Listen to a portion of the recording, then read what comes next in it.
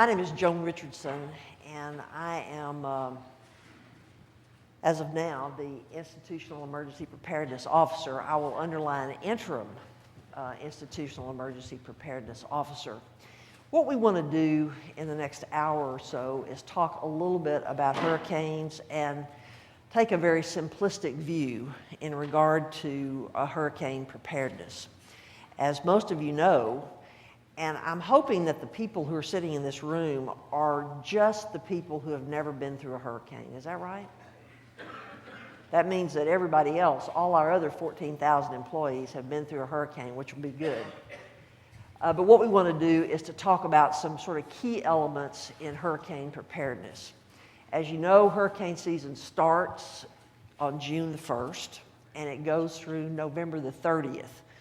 So for the next 6 months, if you see me around, I am not going to look very happy. And I'm particularly going to look unhappy in August and September, because those are our peak months. That's when I really begin to worry, is August and September. Now, you all can do a few things to help me out and humor me. And there are about 4 or 5 things that I'd like you to do. And each of our panelists are going to talk about each of those things in more detail, but let me just say a couple. I need for you all to pay attention. Starting right now, pay attention. Pay attention to the weather, pay attention to bulletins, pay attention to what's going on. Next thing I need you to do is to get your personal plan organized. What are you going to do with your dogs? What are you going to do with your cats? What are you going to do with your kids? What are you going to do with your important papers? How are you going to get your house secure?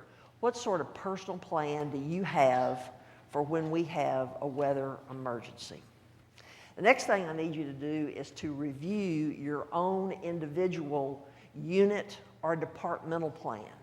What's the plan for the Department of Pediatrics if we have a weather emergency? Or if you're not in pediatrics, what's the plan for whatever if we have a weather emergency? The next thing that's going to be really important is for you to know whether you're an essential personnel or a non-essential personnel. And I think Debbie Conley's going to talk a little bit more about that. Are you essential or are you non-essential?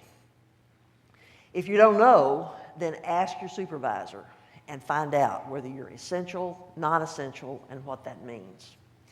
The next thing I'd like you to do is to keep your badge with you at all times. Because I guarantee you, if we have an event and we have to lock down the facility, I don't really care who you are. If you don't have your badge, you're not going to get in here. So keep your badge handy. Probably you're not even going to get on the island unless you have your badge. So that's a couple of things that you can do for me.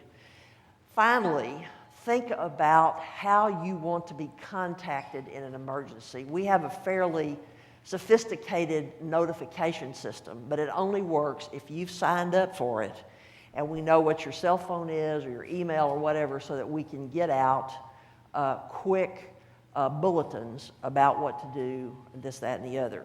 Just a couple of things about the UTMB Incident Command Center. And whenever we have an event, in this particular case, an emergency event, we'll have an incident commander. Generally, that's Dr. Callender, and they're in charge of running our response to the incident.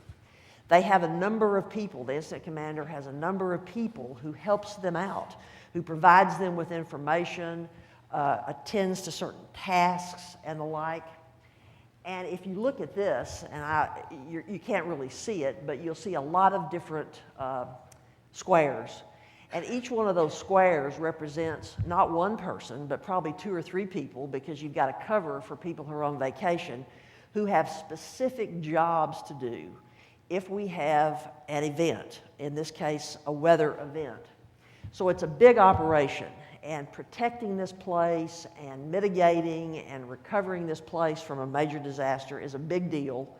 So we spend a lot of time worrying about it and thinking about it, and there are a lot of people whose jobs involve doing that. Starting now, we'll be keeping a close eye on what's going on out in the Gulf and what's going on out in the Atlantic relative to storms. This, for some of you, should be a familiar track. Anybody know what that is? What track that is? That's Ike's track. That's Ike's track.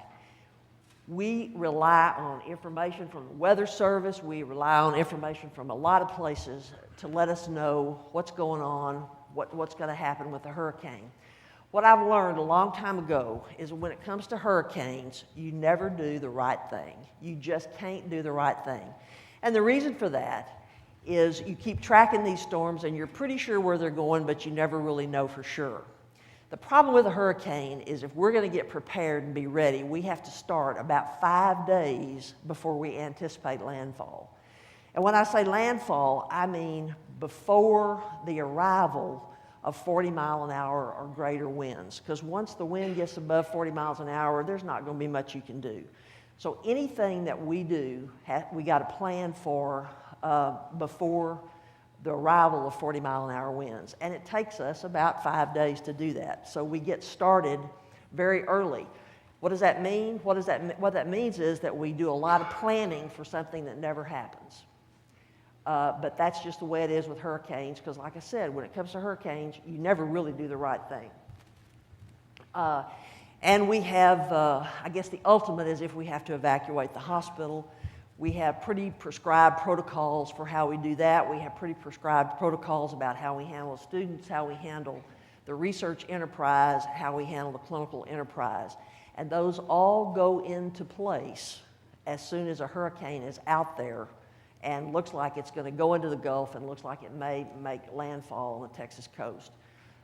We work very closely with the state of Texas. We're a major state of Texas asset. And the state of Texas wants things to go well in Galveston, and so we work very closely with them from the get-go in terms of making plans about what we're going to do.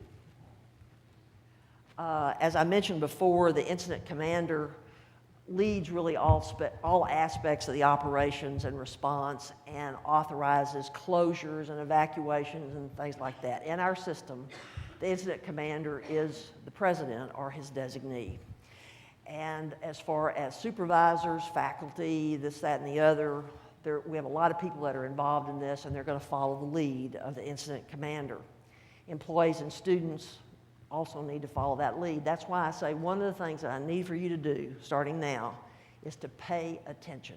Pay attention, because communications are going to go out to help lead us in terms of preparation and management of any kind of a storm. One last thing, and I mentioned this before, and it's going to be mentioned again. Let us know via the UTMB online directory what is your preference for how you want to be contacted. Text, email, telephone call, whatever. I don't know the percentage or the proportion of employees who have signed up for this, but it's not 100%. I really would like it to be 100% so that we can get information out quickly and efficiently. Okay, Mr. Dan Riley is here from the National Weather Service, and he's going to give us the forecast for this upcoming year, right? And I'm sure that he will agree with me when I say that it only takes one. Absolutely. All right, thank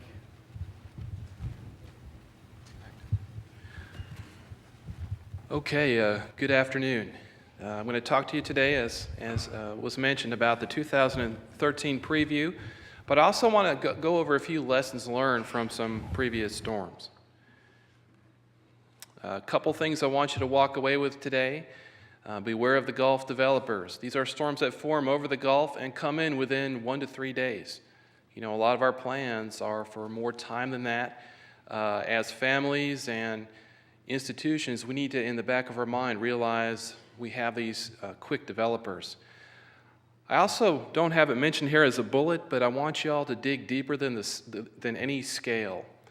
Last year, Hurricane Isaac provided another example of a storm that the scale people used the scale to make decisions, but they didn't take into account the details of the storm.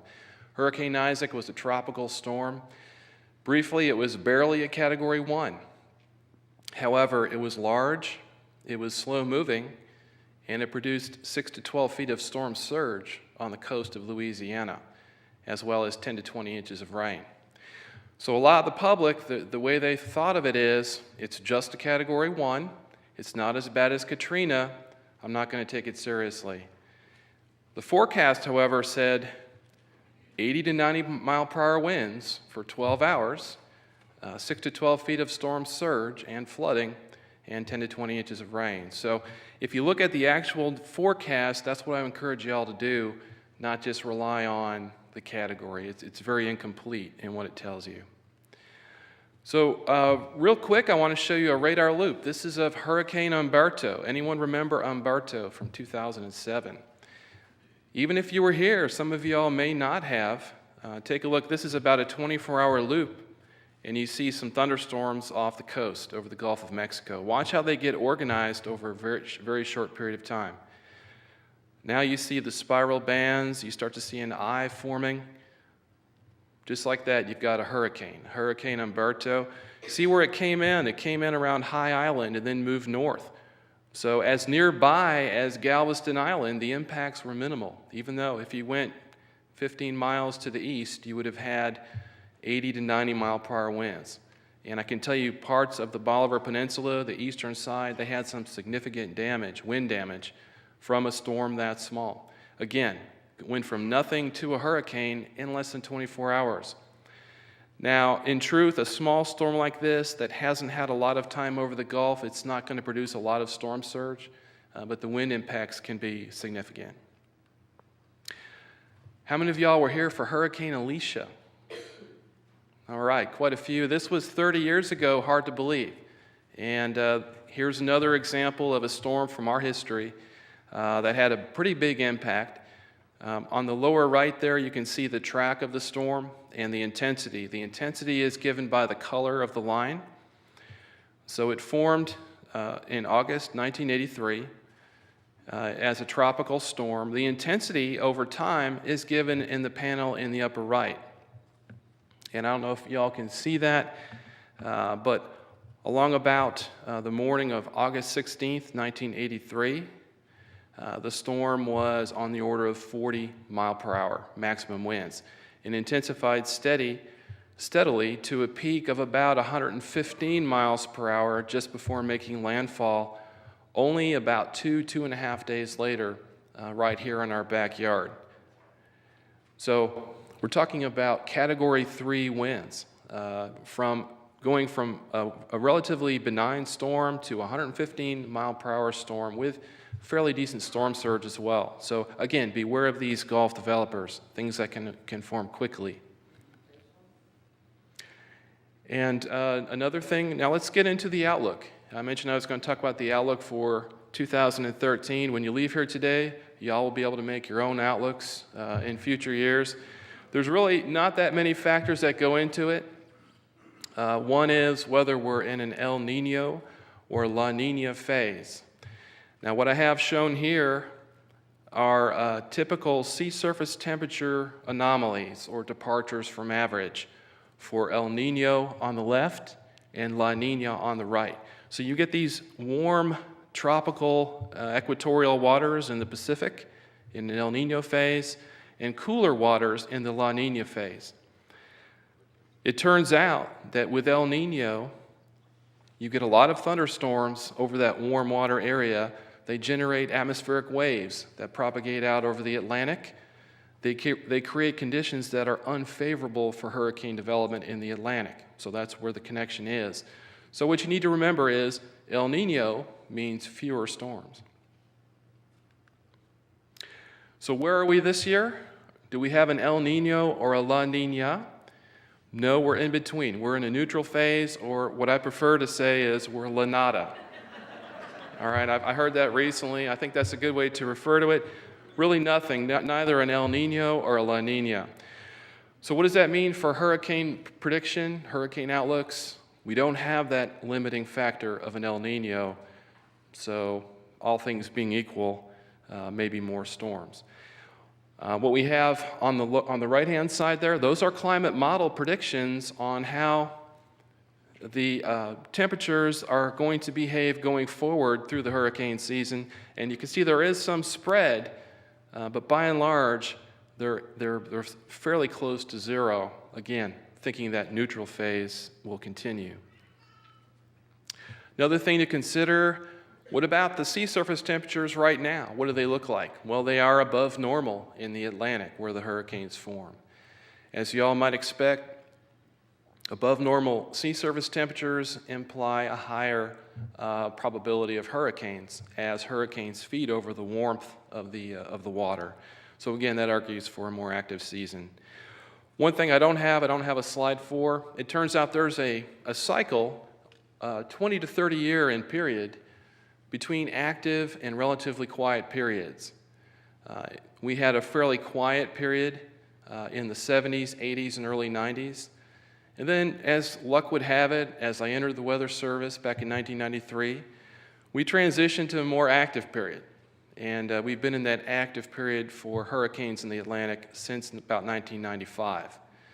Probably when we go to the inactive period, it'll be when I retire. Just my luck. So just to sum up, warm waters, not having an El Nino, being in this active long-term cycle, it's called the multi-decadal oscillation, would argue for a busier than average year. Now, this could change. You know, we may end up with an El Nino that's not anticipated that would lower our numbers, but the way it looks now, it looks to be an active season. And here are the numbers to look at now. If you look at the row up top, that's your 30-year average for number of named storms in the Atlantic. That includes hurricanes and tropical storms. So we get about 12 on an average year, 6 to 7 hurricanes. And about 2 of those are Category 3 or higher on the wind scale. And focus on that Colorado State row there. They've been doing these forecasts for many, many years, Dr. Bill Gray's group. And they're looking for 18 named storms, 9 hurricanes, and 4 major. So again, above average overall for the Atlantic. What about Texas landfalls? Does this tell anything about that? Well, we really don't have the skill to forecast where those storms are going to track ahead of the season. Now, there are groups that are making an attempt to define that, and it remains to be seen if their forecasts are valid or not. But all other things being equal, more storms in the Atlantic means for a greater than average chance that we will be impacted. I can tell you, looking back many, many years, on average, we have about a 1 in 4 or a 1 in 5 chance of having a hurricane within about 100 miles of Galveston. 1 in 4, 1 in 5 every year. Maybe a little bit higher than that this year based on these numbers.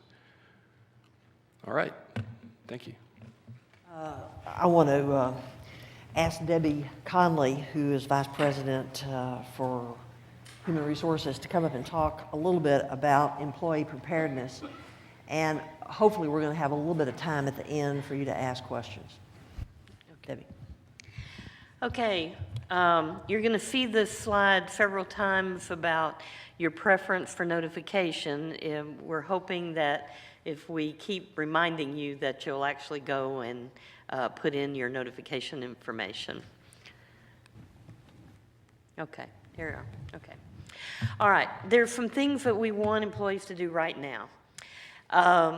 Supervisors should be reviewing with every employee the employee acknowledgement form. We do this every year. It's that form where it tells you all of your responsibilities in the case of an emergency. And we want you to sit down with, if you're a supervisor, to sit down with each of your employees and have a discussion with them. At that time, you need to tell them whether they are an essential or non-essential employee during the emergency. It's not a good idea to assume that because they were essential last year that they don't have any problem with being essential this year. Family situations change. People have responsibilities sometimes for caring for elderly relatives or different child care responsibilities. So it's important to have that conversation now to determine what the right thing is for that employee. Employees should talk to their family, as you've heard earlier, make their family plan. If you're an essential employee, you need to let your family know what that means. And then notify the supervisor ahead of time if something changes. Now, those of you who've been around a long time know we used to have different categories of essential. And we've tried to simplify that to say you're either essential or non-essential during the emergency. But there's several ways that you can be considered essential. Not all of them mean that I'm riding out the storm. Obviously, if I'm on the ride-out team, that means I'm here on campus, or I'm at some other location where activities have been moved to during the emergency. That would be a ride-out team. I might be sent with patients to another facility. That happened when we've evacuated patients before. We had nurses go with some of our correctional patients. We had nurses go with some of our babies to other facilities for that transport. So that would be an essential assignment. You might be assigned to work someplace else, like payroll worked in another location. A number of some of our IS people worked in other locations, so that's an essential assignment. Or you might be told that as soon as it is possible to return, that your assignment is to return and relieve those people who had to work during the emergency. Now, while you're told ahead of time whether you're essential or not, if situations change, your assignment can change. If the person who was going to be here during the emergency happens to be out of state and can't get back, someone else may need to step in for them. So anyone, any UTMB employee could be designated as essential. It's important to monitor the communications before, during, and after the emergency and obey the instructions. So that means I can't go until the incident commander has released my category of people, okay? I can't decide to go early, okay?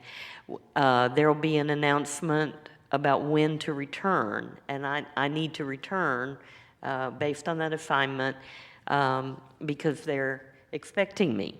If someone needs me here. If for some reason I'm unable to, it's going to be important that I communicate with my supervisor.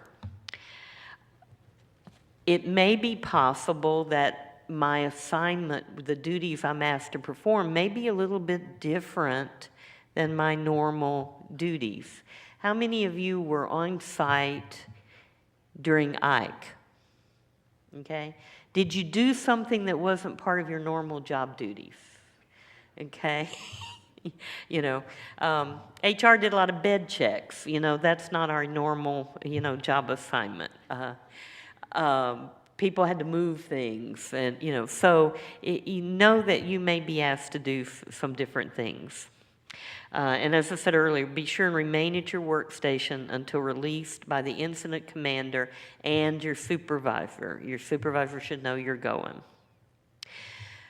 Probably one of the chief questions that HR gets before, during, and after the hurricane is, how am I going to be paid? So if I am a non-exempt employee, that means I'm overtime eligible, and I work during the emergency. So I'm either on a ride-out team or I'm assigned someplace else. I'm going to be paid for every hour I work, and that will include overtime. If I work more than 40 hours in a week, I'm going to get time and a half for that additional time.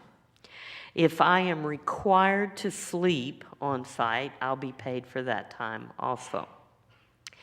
Now, exempt employees, you'll be paid your regular salary, okay, whatever that is, and you might receive a lump sum payment at the end of the emergency, and that'll be determined at the time based on the length and severity of the emergency. We're not doing comp time anymore. Yeah, some of you have been around a while know that used to be something.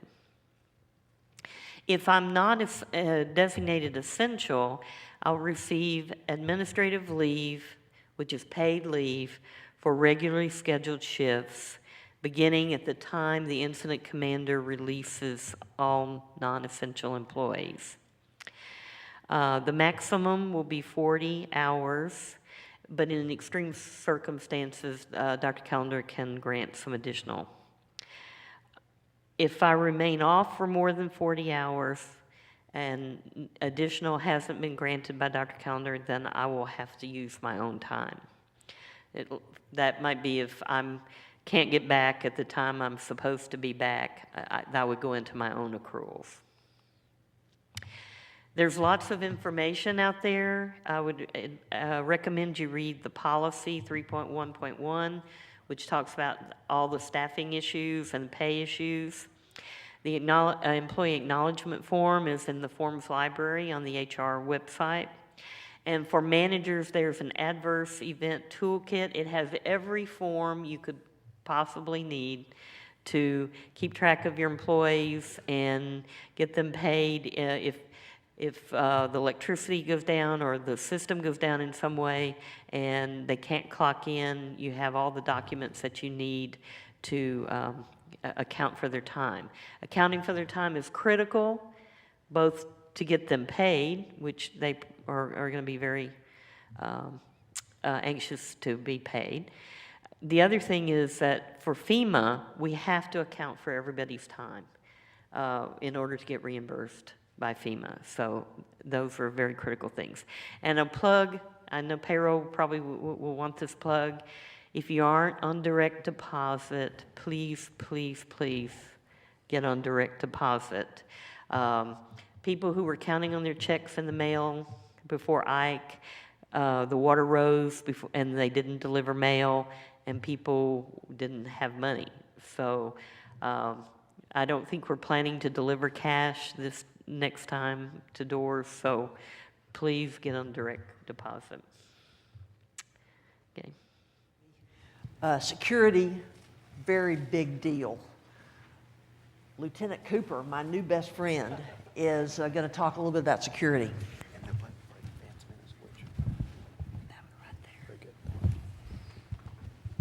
Okay, for those of you who don't know me, my name is Lieutenant Raymond Cooper, and I manage police staff and resources here on campus. The UTMB Police Department manages our security a little bit different, as you might guess, during an event. If the storm has been predicted to come into the Gulf and we think that it may reach landfall, then we may make a decision to put our security forces at different buildings, either before, during, and after the emergency, depending on the event itself. How you might see this differently is that occasionally you may see staff driving around in cars or riding on bicycles, but before, during, and after an event, depending on the event, we may actually get a notification to perform a lockdown on the buildings. Once buildings have been identified or designated as lockdown, then we'll send our staff over to the buildings. We'll perform a sweep and make sure that the buildings have been completely cleared of staff and students, and then we'll lock down those buildings. And those buildings will remain locked down until we receive an indication from command center that we're going to open them back up. If you were here for the previous storm, you may actually remember that we had police staff positioned at the opening or entrances to John Seeley Hospital and also the trauma center. And we expect that to happen again unless otherwise designated. So in the event that a lockdown occurs and the buildings are shut down, you won't be able to re-enter those buildings. And if you do re-enter a building, you most likely will encounter police staff. If the police staff is there, then we'll require some kind of identification from you, preferably the UTMB ID card, and if you've lost that, then some kind of recognizable ID like a driver's license or ID card, and also your E1 card. The police department not only secures the campuses here and some of our offsite buildings here on the island, but we also assist and coordinate with other police agencies. And in the event of a storm like the current Hurricane Ike, we expect that we would shut down the entrance to the causeway, and then we would coordinate with Galveston Police Department, Galveston County Sheriff's Department, and other law enforcement agencies, and UTMB Police would be there as well. And what we do essentially is prevent unauthorized persons from entering back into the island. And as mentioned before by other speakers, if you're going to come back down Gulf Freeway and try to cross the causeway to enter back onto the island, once the okay has been given to enter the island, do not come without identification. You're not going to be allowed into the island if you're not properly identified. At first, at the very least, you're going to need a driver's license, and preferably E1 entrance card, orange card, and also your UTMB card as well.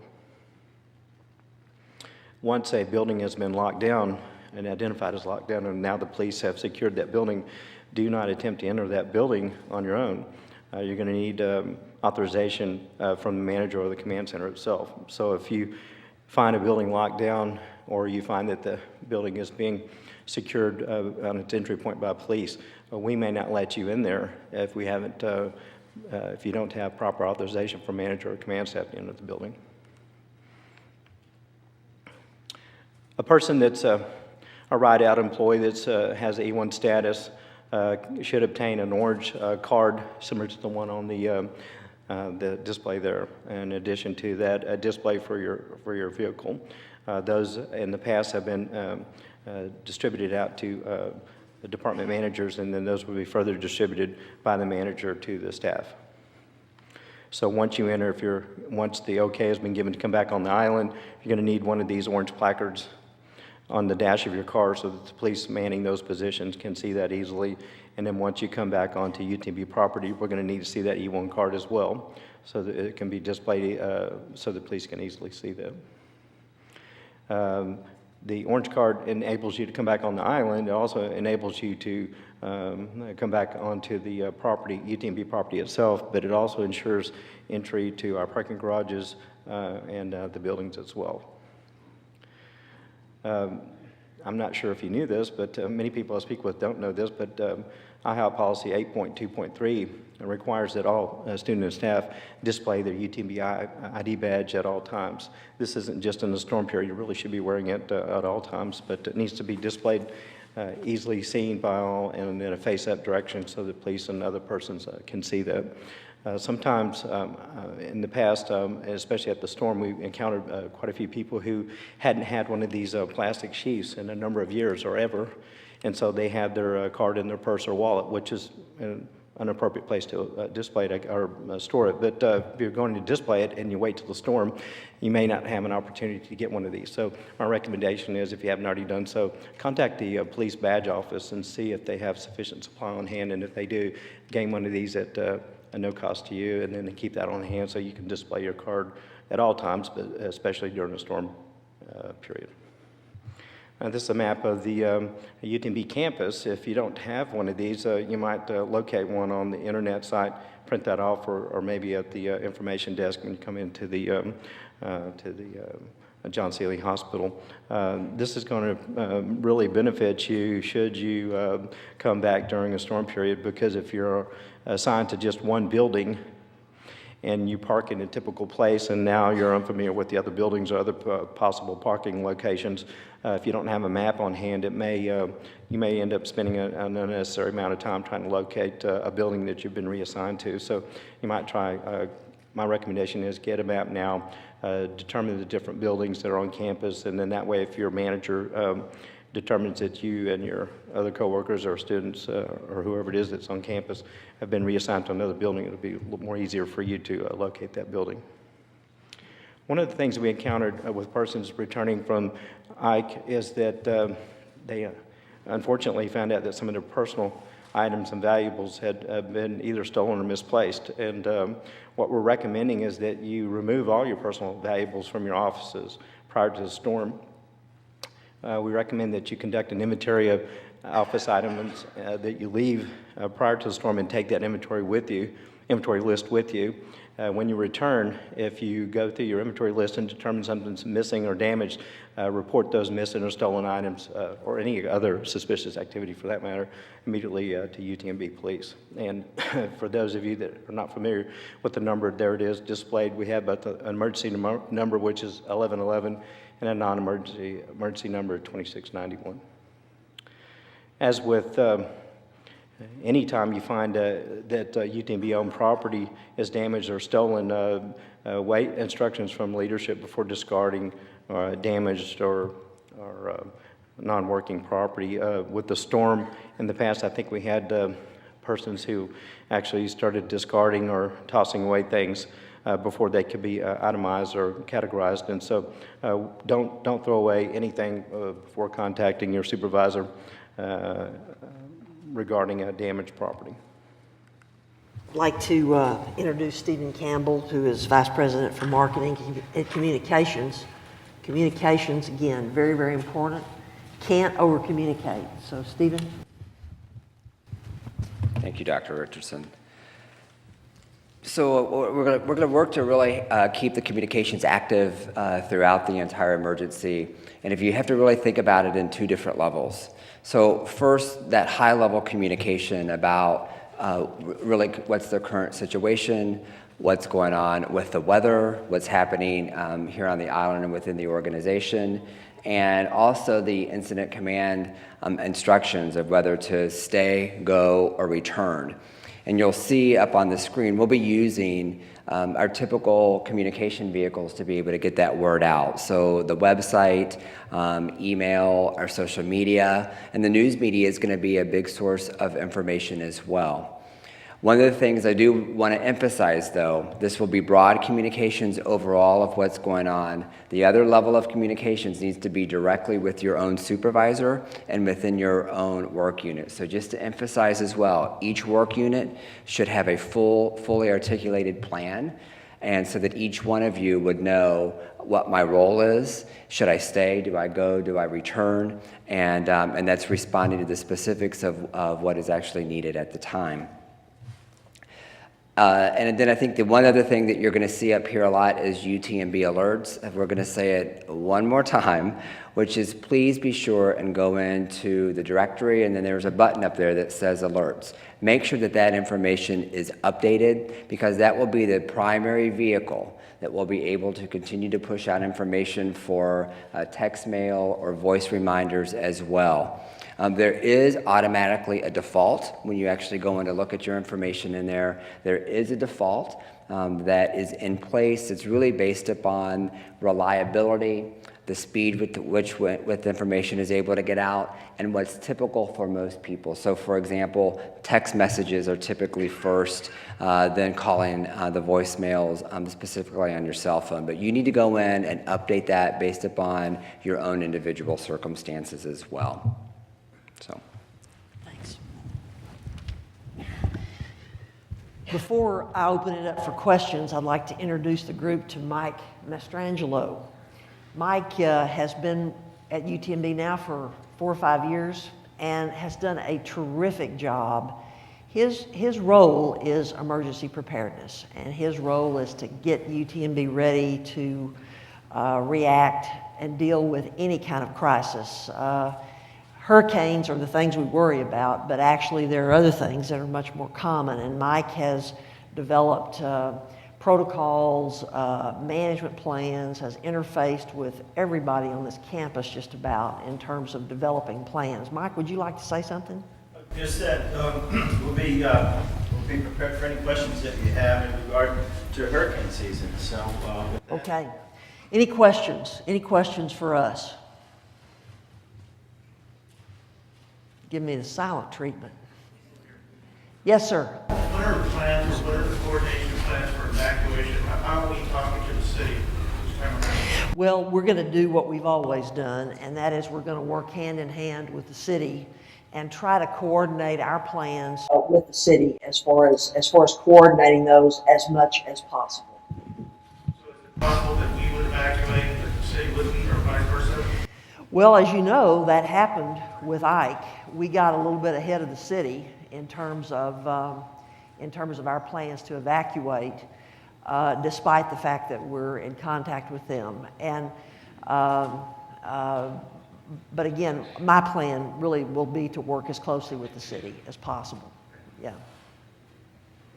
Joan, do you want me to address that a bit too? Sure. Okay, Raul, we do work very closely with the city. We keep in very close contact with them prior to hurricanes and landfall. We actually have a ring down line between our command center and the city emergency operations center. So that's basically a dedicated line that goes straight to them. In terms of the evacuation decision here is always going to be driven by the incident commander, who's Dr. Callender, who'll make that decision based on, the best interests of the institution and the people here. So that decision could be made independent of the city. That said, if the city decides on a mandatory evacuation, most likely we would have decided on an evacuation as well, but we would generally follow that because many of our staff would be involved in that evacuation. Other questions? Yes, ma'am. Not really a question, just a comment or a suggestion to add to your list for preparation, to have people activate a MyChart account so that in the event of an evacuation, they're always within close reach to the medical team. They're able to contact their provider or their care team from the Holiday Inn in Nacogdoches or wherever they may be when they evacuate, and to remind their patients to do the same so that in the event of an emergency, we're all able to stay in touch with our patients. That's a wonderful idea. Thank you for bringing that up. And I think we really need to put that high on our list and particularly encourage our patients, particularly the ones who live in this area, to do that. And the employees as well.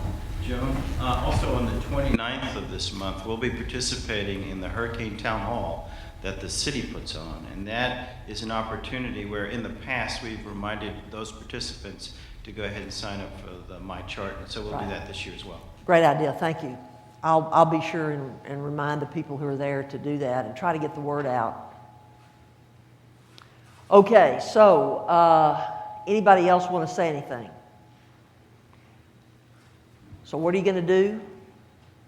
You're going to figure out your personal plan. You're going to know what your individual unit or departmental plan is. What's the next thing you're going to do? Pay attention and keep your badge handy.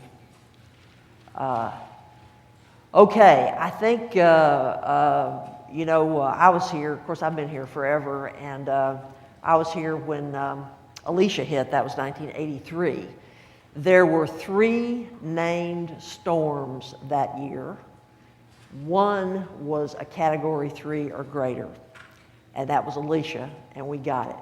And that's why, although I really appreciate forecasts and things like that, it only takes one. And I think we're going to be ready. And you'll be hearing a lot from me because I think you can't really over communicate. People want to know, so pay attention. Thanks for coming.